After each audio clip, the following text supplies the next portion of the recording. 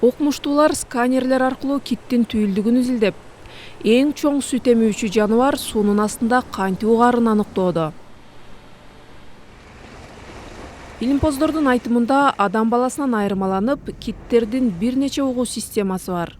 Toothed whales echolocate and they produce very directional beams from their Тиштүү forehead. киттер тамак аш издегенде же айлана чөйрөсүн билиш үчүн жаңырыктарды чекеси менен кабыл алат. Демек алар түз карап угушат.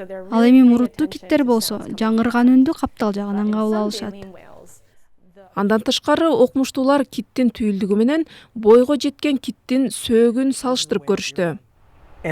Бул киттин кулагынын сөөгү деп койсок болот. Ал мындай жайгашат. Бирок кашалот же башка тиштүү кит болсо, анын кулагы мындай жайгашат экен. Эмне үчүн айырмаланат?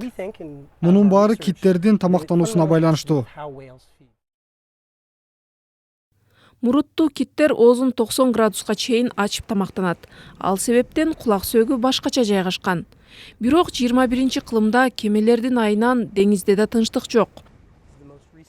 Бул кит кемени байкабай сүзүп алып каза тапкан. Эми анын сөөгү музейде сакталууда. Окумуштуулар мындан ары да киттер музейде көргөзмө катары эле калбасын десек, алардын угуу системасын толук изилдөө зарыл экенин белгилешет.